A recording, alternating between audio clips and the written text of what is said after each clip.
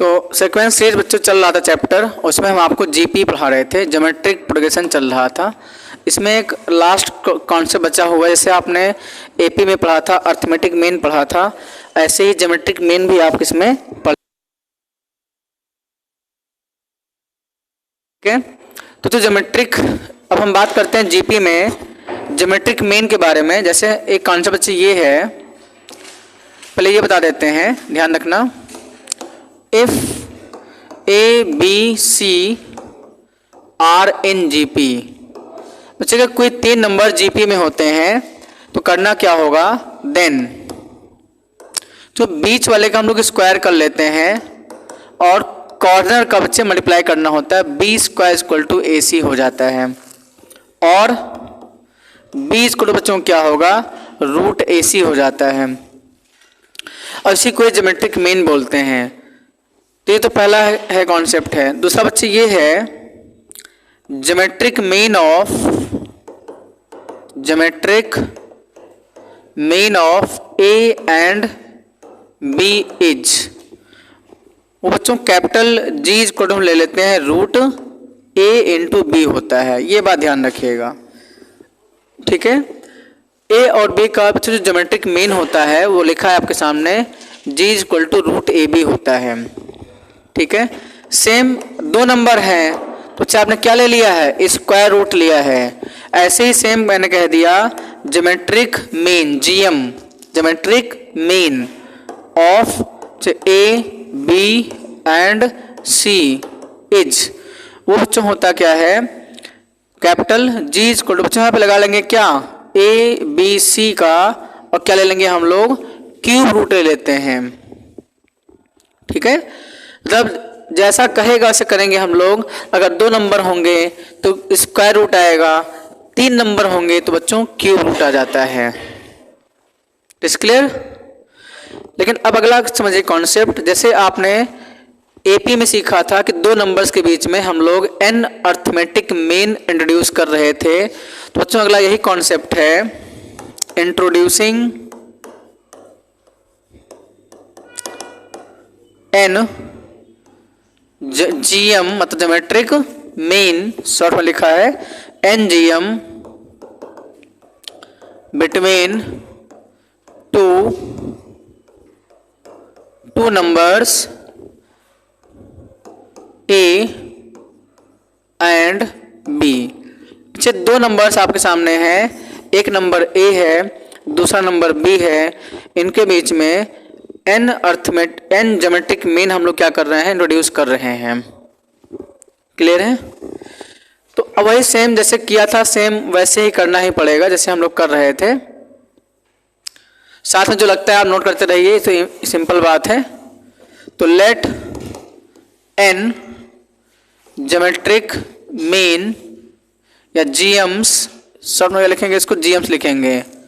Late N geometric means, समझते रहिए, are जो क्या, G1 G2 G3 dot dot क्या बोलो, Gn। हमने बच्चे मान लिया है let N arithmetic mean are G1 G2 G3 dot dot Gn lies between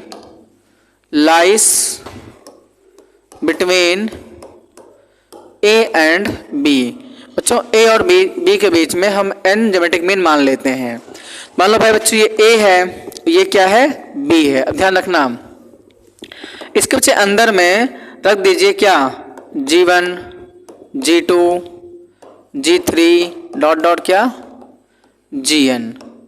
बच्चों ऐसा होने पर हमारे सामने एक सीरीज बन जा रही है, और ये भी सीरीज किस में होगा, बोलो, तो ये भी सीरीज किस में होगा, ज्योमेट्रिक प्रोग्रेशन जीपी में ही होगा।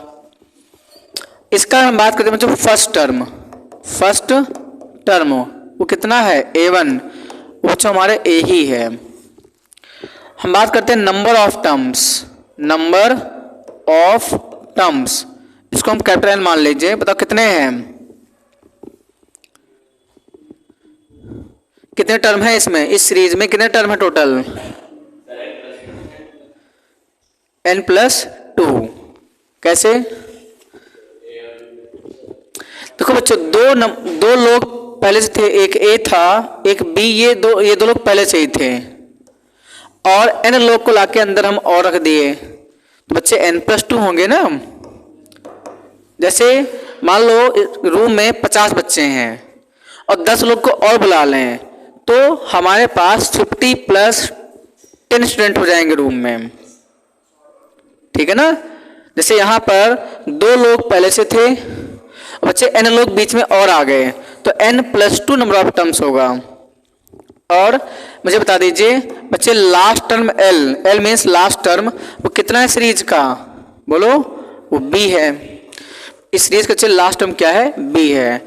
और सब बच्चों को GP के nth टर्म का फॉर्मूला आपको पता होगा।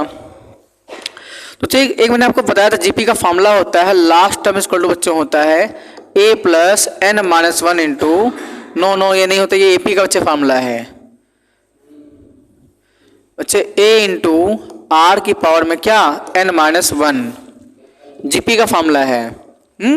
मतलब last term equal to nth term होता है। GP के nth टर्म का फॉर्मूला A इंटू R की पावर n-1 होता है। तो बताओ लास्ट टर्म बच्चों क्या, last term B, first term A ही है तो A ही लिखेंगे। और बच्चे कैपिटल N की वैल्यू कितनी है n+2 और साथ में -1 ऐसे लगा दीजिए, A को लाके डिवाइड कर लेंगे तो B/A इक्वल टू R के बच्चों क्या n+1, ठीक है। तो अगर R यहाँ निकालना होता था R तो क्या होगा बोलो, B/A। बच्चों ये जो पावर n+1 है ये 1/n+1 में जाएगा, ये बात ध्यान रखिएगा। लोग को ये नहीं समझ में आता है, आ समझ में। जैसे बच्चों हम बात करते हैं, ध्यान दो, इसको अभी समझाते हैं आपको। आप कहते हैं सर अगर x² 4 होता है बच्चों ना, तो मैं चाहूँ तो यहाँ से जो x लिखूंगा वो 4, इस 2 को 4 की पावर में 1/, फॉर्म में जाएगा। तो क्या लिखेंगे इसको हम, 4 की पावर क्या 1/2 लिखेंगे। और बच्चे बताओ 4 को क्या लिखोगे, 2 का स्क्वायर, और उसकी पावर क्या थी 1/2, 2 कैंसिल, देखो बच्चों अभी 2 आ रहा है। वैसे भी 4 का x निकालें तो 2 ही तो आता है स्क्वायर रूट। तो सेम इसी कॉन्सेप्ट को ध्यान रखेंगे, ऐसा बच्चे याद कर लीजिए। अगर ऐसा होता है इफ x की पावर p इक्वल टू बच्चों m, अगर x निकालना है बच्चों तो m की पावर में 1/p होगा। ये पावर जो होता है 1/, फॉर्म में जाता है। सेम अगर बच्चे r की पावर में n+1 B/A है, यहाँ से अगर r निकालेंगे तो ये जो n+1 है ना ये B/A की पावर में 1/, फॉर्म में जाता है, ठीक है।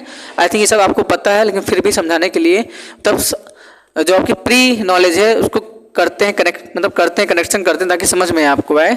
और ज़रूरी भी है, जो पढ़ा है आपने उसको ज़रूरी है कि हम उसी को पहले समझाएं तब ये ला के समझाते हैं, ठीक है। अब हमारे पास में B आ चुका है और R की वैल्यू हमारे पास में आ गई। ध्यान रखेंगे बच्चे यहाँ पे जो ये n नहीं है, n ये क्या है, number of geometric mean introduced. कितने ज्योमेट्रिक मीन आपने इंट्रोड्यूस किया है, ये स्मॉल n होता है। जबकि बच्चों कैपिटल N क्या है, capital N number of term को शो करता है। क्लियर है। अब बच्चे जो आपने सीरीज मानी है, ये सीरीज जो आप माने हैं, ये सीरीज आप देखिए, और हमको क्या पता है बोलो, जनरल सीरीज ऑफ बच्चों GP मैंने बताया था आपको, वो बच्चों होता है AR AR² AR³ डॉट बच्चों AR की पावर n, और AR की पावर क्या होता है n-1। देखो 1 बढ़ रहा है तो बच्चे AR की पावर यहाँ n+1 होगा, n-1 नहीं होगा, क्योंकि देखो ये R की पावर 1 तो R की पावर 2 एक बढ़ जा रही है, R की पावर 3, R की पावर n तो R की पावर n+1 होगा। बच्चों जरा आप देखिए इन दोनों को आपस में कंपेयर कर लीजिए, इन दोनों को, इसको और इसको। तो बच्चे A की प्लेस पर A, G1 के प्लेस पर क्या बच्चों AR, G2 की प्लेस पर AR², G3 की प्लेस पर AR³। तो जब आप इसको कंपेयर करते हैं तो यहाँ से हमको ये समझ में आता है, तो लिखेंगे so first geometric mean G1 वो बच्चों क्या होता है A into R। Second geometric mean क्या G2 वो AR² होगा। ठीक है बच्चों। फिर ऐसे ही मान लो थर्ड ज्योमेट्रिक मीन, नहीं बच्चों ये नहीं होगा, तो A के इक्वल है, ये बच्चे AR है, AR तो वो जीवन की वैल्यू हो जाएगी ना, पहला ये नहीं होता, तो ये हमारा सेकेंड टर्म है और ये जीवन है, तो जीवन फर्स्ट ज्योमेट्रिक मीन होगा। ठीक है ना। तो G3 क्या होगा, AR⁻3। तो याद रखेंगे जो भी ज्योमेट्रिक मीन आपसे पूछेंगे R⁻, वही लगा देते हैं। तीसरा ज्योमेट्रिक मीन तो AR⁻3, हमने कहा बताइए 10वां ज्योमेट्रिक मीन क्या होगा, तो AR⁻10 हो जाएगा। और जहां R की वैल्यू B/A, या क्या बोलेंगे इसको, second number upon first number की पावर में 1/n+1, और n क्या है, कितने ज्योमेट्रिक मीन आपने इंट्रोड्यूस किया है। कोई दिक्कत है यहाँ तक, नोट करिए फिर आगे बढ़ते हैं।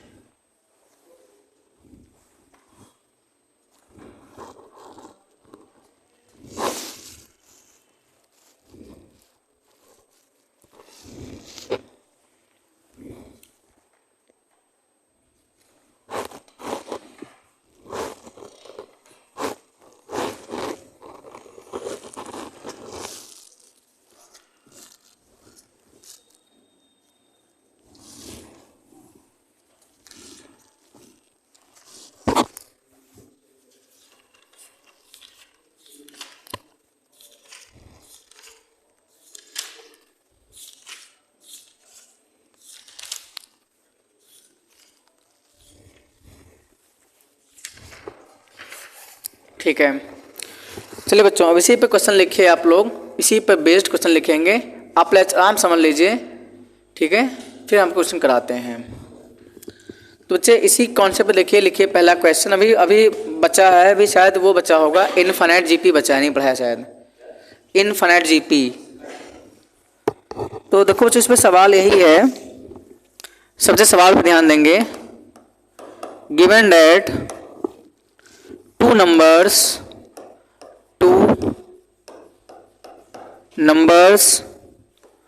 small a and small b, given that two numbers small a and small b and two geometric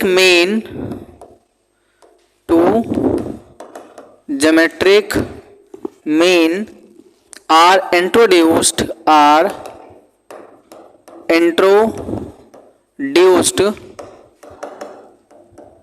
between these numbers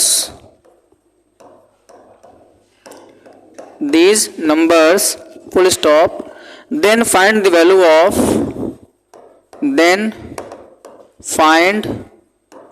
the value of G1 cube plus G2 cube, बच्चों पावर 3 है, तो आपको G1 की वैल्यू निकालनी है और G2 की value आपको फाइंड आउट करनी है। G1 टू द पावर 3 और plus G2 to the power 3, इसकी वैल्यू क्या होगी। सवाल ध्यान से समझने की कोशिश करिए, सवाल में कह क्या रहे हैं, क्योंकि आप बेहतर तरीके से कॉन्सेप्ट समझ गए हैं। तो यही सवाल कह रहे हैं आपसे कि दो नंबर्स A और B हैं, उसके बीच में देखिए given that two numbers A and B, बच्चे A और B दो नंबर्स हैं, एंड टू ज्योमेट्रिक मीन, हम इसके अंदर में दो ज्योमेट्रिक मीन इंट्रोड्यूस कर रहे हैं, मतलब G1 और G2। ठीक है, तो मुझे बताइए R की वैल्यू क्या होती है, second term upon first term की पावर बच्चे क्या होती है, 1/n+1। बच्चे n जो होता है उन्हें आपको बता दिया था number of geometric mean introduced. अब सवाल पढ़ के समझ में आ रहा होगा, सर कितने 2, देखो बच्चों 2 2 ज्योमेट्रिक मीन, तो बच्चों n कितना हो गया यहाँ पे 2। तो बच्चे r की जो वैल्यू आ गई हमारे पास b upon a to the power 1 upon 2 plus 1, मतलब b अपॉन a की पावर क्या बच्चों 1 अपॉन 3। ध्यान समझेंगे। और जो हमको फाइंड आउट करना है वो बच्चों g1 का क्यूब प्लस g2 क्यूब निकालना था। मुझे बताओ g1 पहला अर्थमेटिक मीन क्या होता है, बोलो। वो बच्चों AR होता है, और का होल क्यूब। दूसरा AR की पावर होल स्क्वायर, और का बच्चे होल क्यूब हो जाएगा। क्लियर है। तो इसी में लाके वैल्यू रख लो। A तो फिक्स ही रहेगा, R की जो वैल्यू निकालने हैं लाके सिम रखिए, या उससे बेहतर कुछ कॉमन निकल सकता निकाल देंगे। ठीक है, हमें अपने कैलकुलेशन को कम से कम करना है, तो हमारा आंसर लाना चाहिए बस कुल मिला के। बच्चों R किलो कितनी है b अपॉन a की पावर क्या बच्चों 1 अपॉन 3, और होल पावर क्या है 3 है। और a रख लो बच्चों R b अपॉन a की पावर में 1/3, और उसकी पावर क्या है होल स्क्वायर, ये तो था ना। देखो ये R रखा है, और बच्चे इस पूरे की पावर क्या है होल क्यूब है। फिर समझ लीजिए a रख लिया है, R बच्चे b अपॉन a की पावर 1/3 रख लिया है, और a देखिए सब कुछ रखा हुआ है सेम जैसे था वैसे रख लिया है मैंने।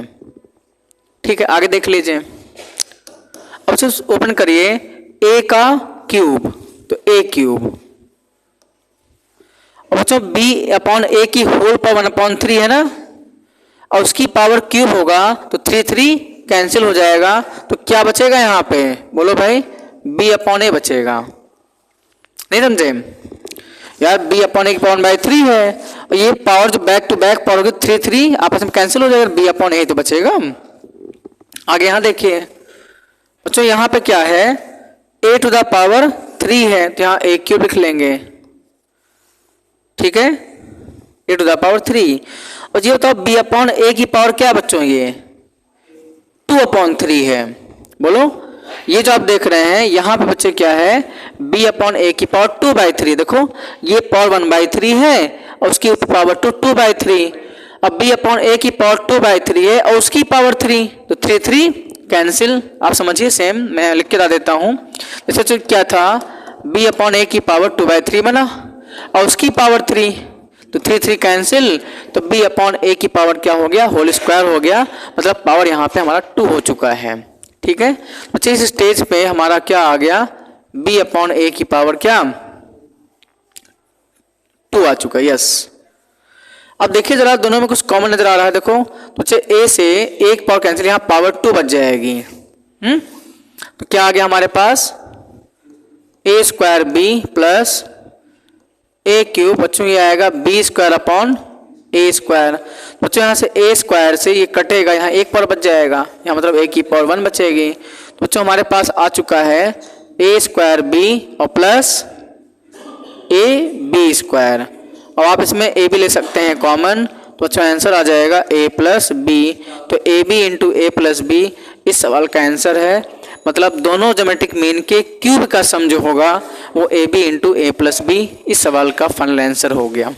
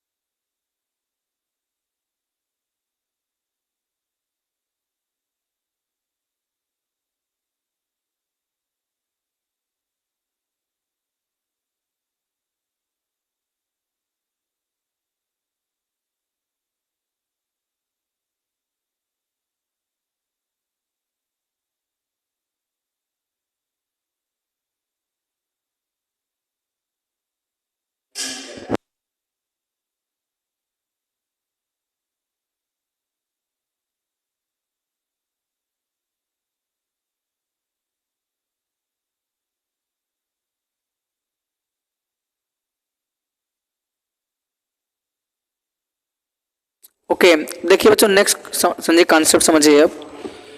इसके बाद एक और बच्चों बचा हुआ है कॉन्सेप्ट, इनफाइनाइट जीपी का बना है कॉन्सेप्ट। अब आप नोट कर लीजिए, जल्दबाजी नहीं कर रहे हैं। इनफाइनाइट जीपी का आपके पास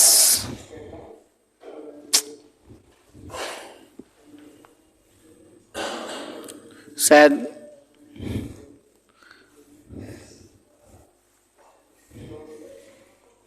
गया।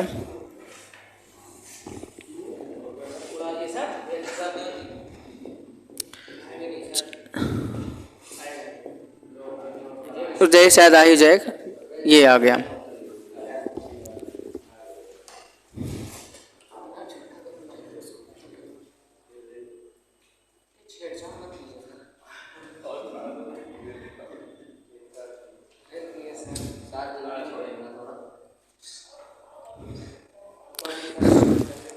चलिए बच्चों, अगला कौन से बच्चा है वो ये बच्चा है इनफाइनाइट जीपी। साथ में आप जो बच्चा है नोट कर लीजिए, इनफाइनाइट या GP.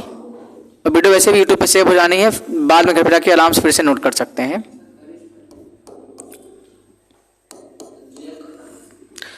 Yes, geometric main wind up हो चुका है। अब बच्चे इनफाइनाइट जीपी की बात कर लेते हैं। देखिए बच्चे, कोई सीरीज लगातार इनफाइनाइट तक चल रही है, इस पे बहुत गजब का सवाल एग्जाम में आता है। कैसे, तो सुनो। जैसे मान लीजिए हमने किसी बॉल को ऐसे एक बार जोर से मैंने पटक दिया, तो क्या बता पाओगे बॉल कितनी बार टप्पा खाएगी?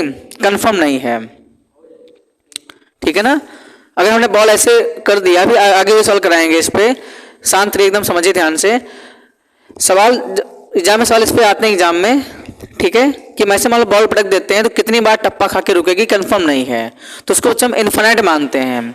जब कोई चीज़ कंफर्म नहीं होती है तो उसको हम इनफाइनाइट ही मानते हैं, ठीक है ना। तो इसी वजह से जैसे अलग बात है कि काउंट कर लेंगे, हर मान लो आपने एक्सपेरिमेंट किया कि हम बॉल को ऐसे पटक दे रहे हैं, तो एक बार टप्पा खा के ऐसे लड़ेगी, फिर टप्पा खाएगी, लड़ेगी, फिर एक स्टेज पे रुक जाएगी। लेकिन हमने ये कहा नहीं, बताओ बिफोर हिटिंग द बॉल, बताओ कितनी बार वो टप्पा खाएगी, मतलब before striking on the ground कितनी बार टप्पा खाएगी, आप बता नहीं पाएंगे, एग्जैक्ट नहीं बता सकते हैं।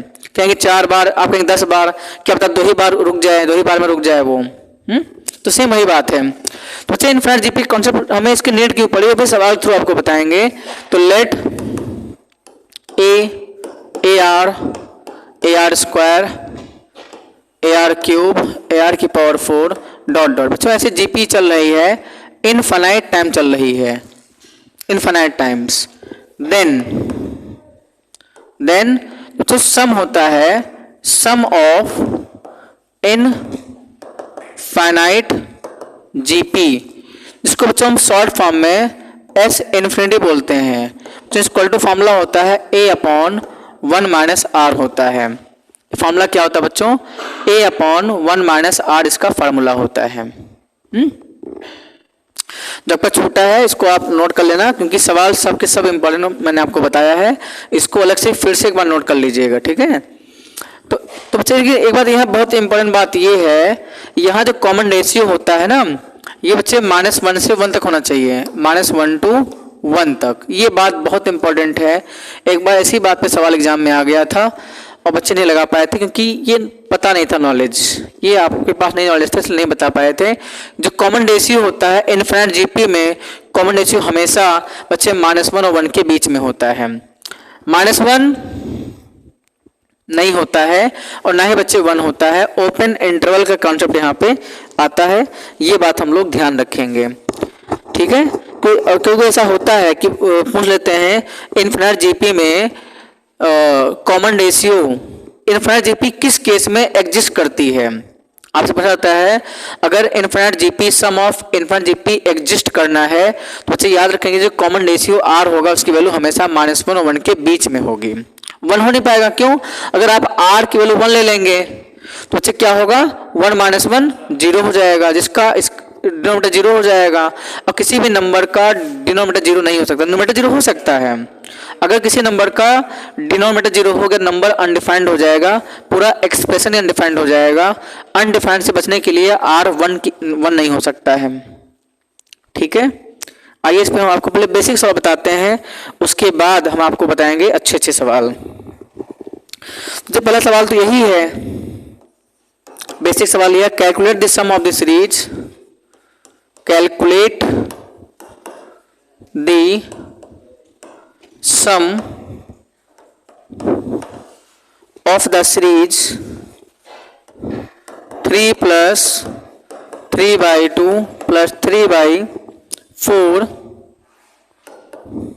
Plus 3/8 plus dot dot till infinite terms. ये बच्चे इसी का सम निकालना है, इनफाइनाइट टर्म्स तक इसका सम हम लोग को बताना है। देखिए बार बार ये सीरीज ऐसे लगाता है बच्चे, बार बार सीरीज से हो रही है, मतलब क्या आप समझ रहे हैं। सो ऊपर 3 है, नीचे बार बार क्या हो रहा है, टर्म 2 टाइम्स हो जा रहे हैं। जैसे हमने कहा 3, 3/2, 3/4, 3/8, 3/16, 3/32, 3/64, 3/128, 3/256, 3/5/112 और 3/1024 और 3 क्या होगा 2048 होगा। मतलब ऊपर 3 फिक्स है, बार बार नीचे क्या है, टर्म 2 टाइम्स होता चला जा रहा है, वो भी इनफाइनाइट टाइम तक हो रहा है। बताओ उसका सम क्या होगा। अच्छा नेट के ऊपर समझिए पहले। जैसे बच्चों होता क्या है, 3/2 ये बच्चे होता 1.5, और जो 3/4 लिखा है ये बच्चे 1.5 से क्या हो गया, कम हो गया, ठीक है, डिक्रीज हो गया। तो 1.5 जो था इससे भी कम, मान लो 1.5 से कम कर देंगे, मान लो 1.2 कर दिया आपने, मतलब वो बता रहे हैं, एग्जैक्ट बता रहे हैं, नहीं बता रहे हैं। वैसे भी 3/4 जो होता है बच्चों कितना होता है बताओ, वो 0.7 और 428 और 4 0.75 है, बहुत कम हो गया। 3/4 बाई 4, 3 को 4 डिवाइड कर देंगे 0.75 होगा। क्यों हमको इनफाइनाइट जीपी की नीड क्यों पड़ी, इसलिए आपको बता रहे, बेसिक से बता रहे, बाकी सवाल तो बहुत लगाना आसान है। इस सवाल हमने कहा जो 3/8 तो ये और कम हो गया, 0.75 से भी क्या हो गया, ये कम हो चुका है, डाउन एरो कम हो चुका है। तो धीरे धीरे ये टर्म कम होता जा रहा है, एक ऐसी स्टेज आ जाएगी जब ये टर्म क्या होगा, नेग्लेक्ट हो जाएगा। इसीलिए हमारे आगे के जितने भी टर्म आएंगे मेरे काम के नहीं है, वो ना के बराबर है, 0.1, 0.0, 0.01 बहुत छोटे टर्म है। इसी वजह से हम इस पे इनफाइनाइट जीपी का कॉन्सेप्ट लगा देते हैं, क्योंकि यहां तक तो मान लो ऐड कर लेंगे, यहां तक मान लो ऐड कर लेंगे, ठीक है, यहां तक आगे टर्म बहुत छोटे छोटे हो जा रहे हैं, ये सारे टर्म हमारे कैंसिल हो जाएंगे, सिर्फ शुरुआत के टर्म ही एडिशन हमारा आंसर आएगा। इसीलिए हम लोग क्या करते हैं, इनफाइनाइट जीपी का लगाते हैं कॉन्सेप्ट, और जो कि आप देखिए जीपी बन भी रही है, ये क्या जीपी है हमारा, ये क्या बच्चों, ये हमारा जीपी बन जा रहा है। और जो सम का फॉर्मूला होता है बच्चों, यहाँ पे फर्स्ट टर्म क्या है, 3 है, तो कॉमन रेशियो R निकालना पड़ेगा, ध्यान दीजिए। उसके लिए क्या होता है, second term upon first term 3/2 upon बच्चों 3 होता है, 3 कट गया, ये आ गया 1/2। तो सम के लिए होता है H इंफिनिटी, फॉर्मूला होता है A अपॉन 1 माइनस R। ए बच्चों कितना है, 3 है, और R कितना है, 1/2 है, तो 3 अपॉन 1/2 और 2 3 जा 6, तो इसका सम हम लोग 6 बोल सकते हैं कि इसका सम 6 आएगा।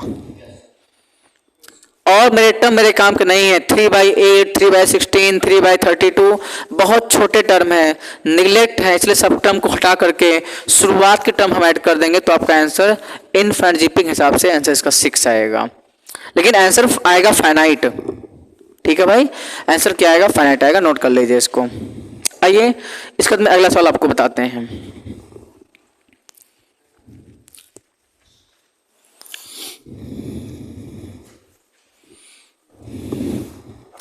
अगला सवाल बहुत ही इंपॉर्टेंट है और गजब का सवाल है, आपको मजा आ जाएगा, लेकिन पहले आप इतना लिख लीजिए फिर आगे बढ़ते हैं।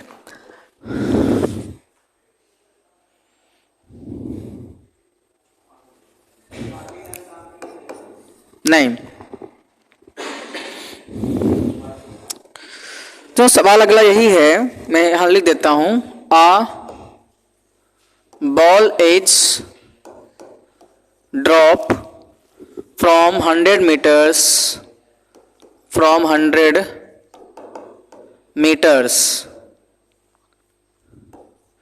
एक बॉल को 100 मीटर ड्रॉप कर दिया है, comma on rebounding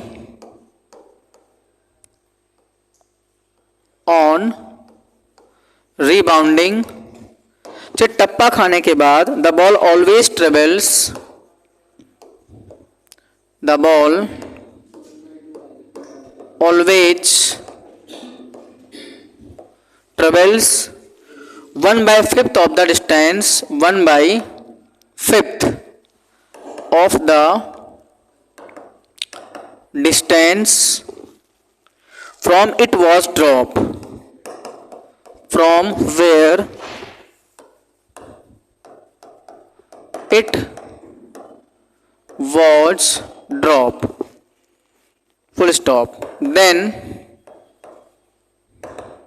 find the total distance covered by the ball, then find the total distance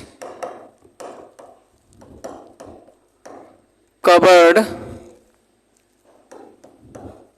by the ball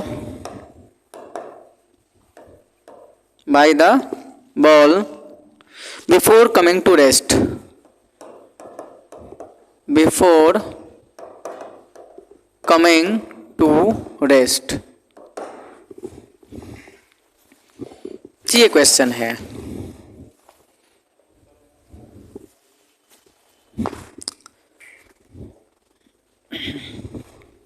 सवाल आपसे जो कह रहे हैं आपको उसको समझा देते हैं बच्चे। सवाल आपसे यही बोला जा रहा है कि 100 मीटर्स की हाइट से हम एक बॉल को ड्रॉप कर दे रहे हैं, ठीक है। तो सवाल ये है कि मान लीजिए ये आपके पास में ये ग्राउंड हमारा है, पहले सवाल समझाते हैं बाकी आराम से सॉल्व हो जाएगा। ये तो मान लो ग्राउंड पोर्शन है, ग्राउंड है, और तो ये 100 मीटर्स की हाइट है। बात में करिए मान लो बॉल है, जब बॉल शुरुआत में 100 मीटर्स की हाइट पे था, 100 मीटर्स, हमने यहां से बॉल ड्रॉप कर छोड़ दिया। जब बॉल छोड़ रहे हैं तो बॉल बच्चे से नीचे आई और यहाँ रिबाउंड की, टप्पा खा रही यहाँ से, तो टप्पा का बॉल फिर उठ रही है, फिर बॉल उठ रही है ये, तो इससे कम उठेगी। और कब उठेगी कहते हैं 1/5। देखो लिखा हुआ है सवाल, सर आपको नहीं दिख रहा होगा, सवाल लिखा है सेम, थोड़ा नीचे कर देते हैं। ऐसे कैसे हो सकता है, चलिए। A ball is drop from 100 metres से ड्रॉप कर दिया है। ऑन रिबाउंडिंग मतलब जब टप्पा खा के बॉल वापस ऊपर जा रही है, द बॉल ऑलवेज ट्रेवल्स 1/5। ये बहुत इंपॉर्टेंट बात है, कह रहे हैं कि 1/5 बोला जा रहा है क्वेश्चन में, बोले 1/5 डिस्टेंस बच्चे 1/5 कर रही है from of the distance from where it was drop, जहां से वो ड्रॉप कर रही है उसका 1/5 कर रही है। मतलब 100 का बच्चे 100 का क्या निकालेंगे 1/5, कितना आया ये 20 है। मतलब ऊपर 20 मीटर गई, 100 मीटर था बच्चे ऊपर 20 मीटर जा रही है, यहां पहुंची।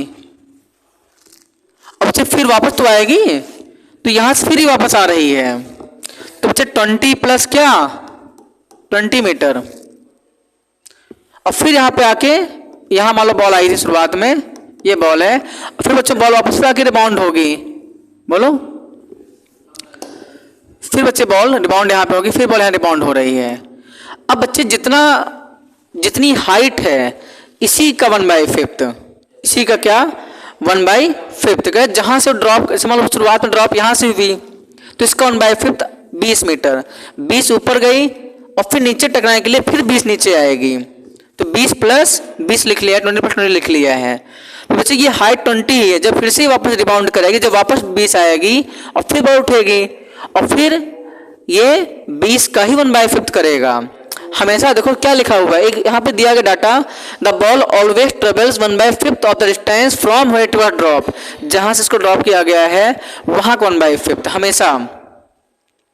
पहले ड्रॉप किया 100 से, उसका 1/5 आया 20, अब ये 20 से ड्रॉप होकर नीचे आएगी ना, ठीक है।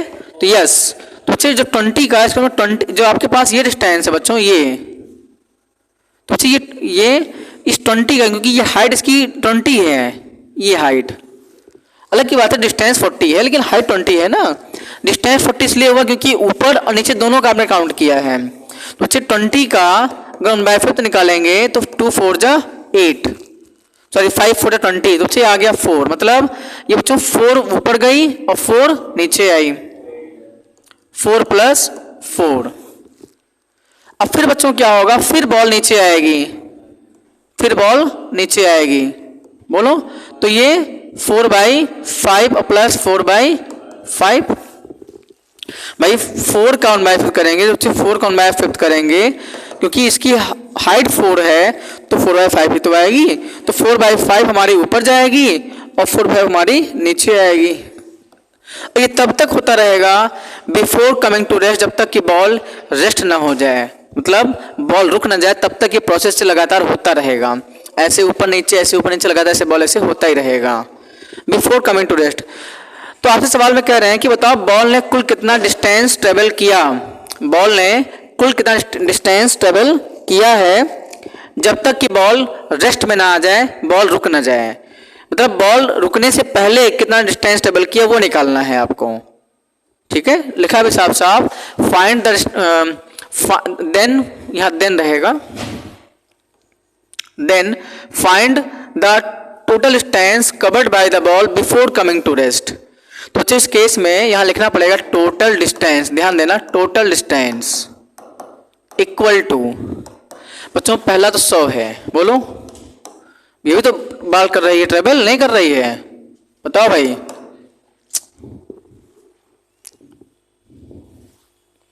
टोटल डिस्टेंस, तो बच्चों इस केस में हमारे पास में पहला बॉल ने 100 मीटर ट्रेवल किया था, 100 मीटर, m फॉर मीटर, यह ड्रॉप किया, ये 100 ट्रेवल किया, फिर बच्चे 20 + 20 कितना हो गया, बोलो 40 मीटर, फिर बच्चों 4 + 4 8, फिर 4/5 कितना होगा बच्चों 8/5। ये लगातार ऐसे बढ़ रही है, अभी आगे भी कर सकते हैं, ध्यान दो, मान लो कि नहीं आगे बताइए सर, तो बच्चों आगे जो होगा ना ध्यान दीजिए, अब 4/5 बच्चे इसका 1/5, तो 4 अपॉन क्या 25, यहां बच्चों क्या आएगा 4/25, लेकिन एक बार नहीं बच्चों 2 बार, तो क्या आ जाएगा यहाँ पे 8/25 है, क्योंकि 4/5 ये भी है, ऊपर जाएगी 4/5 नीचे आएगी, तो बच्चे हमारे पास ये सीरीज लगातार बनती हुई चली जा रही है, वो भी इनफाइनाइट तक बनेगी, भाई बनाते चलेंगे आप इनफाइनाइट टाइम्स तक।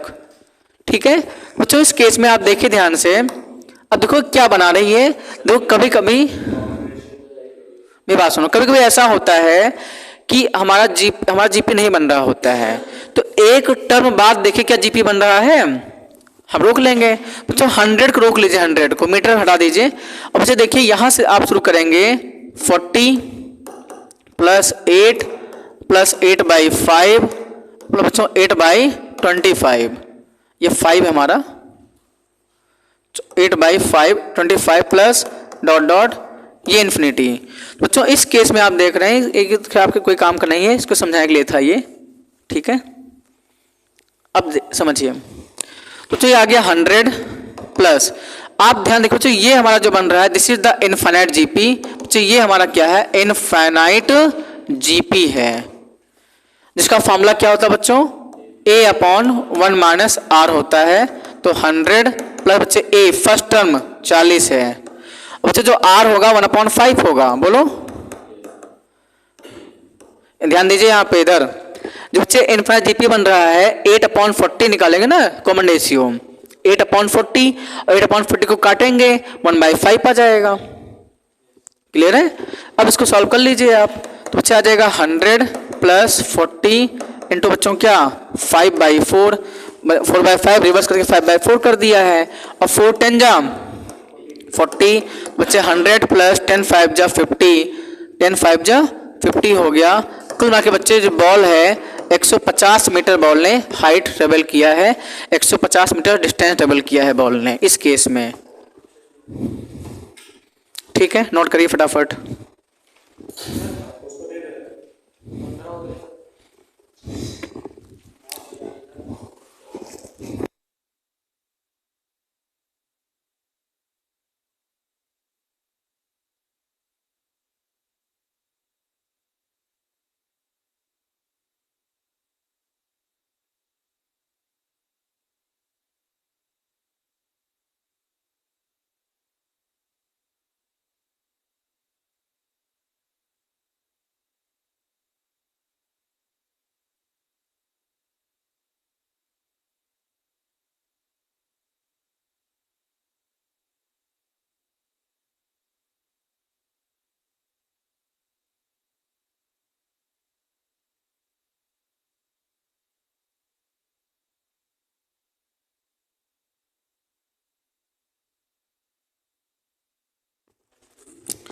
तो यहाँ बच्चे जीपी तो हमारा कंप्लीट वाइंड अप हो जाता है, जीपी में सब कुछ नहीं बचा है। लेकिन एक अगला जो बच्चे कॉन्सेप्ट है वो हमारा स्पेशल सीरीज का है। ठीक है भाई। हाँ बच्चों, तो स्पेशल सीरीज जो है इसका नाम बच्चे स्पेशल सीरीज है, मतलब इसमें जीपी और एपी दोनों मिक्स होगा, या बोल सकते हैं जो स्पेशल सीरीज होता है बच्चों इसको हम it is a mixture of AP GP बोल सकते हैं, mixture of AP and GP. अब बच्चे अगर एपी जीपी का कोई मिक्सचर होता है ना तो उसको हम एक नाम से और जानते हैं, अर्थमेटिक ज्योमेट्रिक प्रोग्रेशन नाम से जानते हैं बच्चों। इसी के अंतर्गत आप पढ़ेंगे अर्थमेटिक ज्योमेट्रिक प्रोग्रेशन, इसको हम कहते हैं एजीपी बोलते हैं। थोड़ा सा बेसिक दे दें, समझिए बेसिक क्या है इसका। जैसे बच्चों हमने एक तरफ लिख लिया है एपी, ध्यान दो हमने लिखा एपी, हमने लिखा आपके सामने 4 7 10 13 16 19 डॉट डॉट। और बच्चों एक तरफ हमने लिख लिया है जीपी 2 4 या 2 square 2 cube 2 to the power 4 2 to the power 5 2 to the power 6 dot dot, ये तो जीपी लिख लिया है।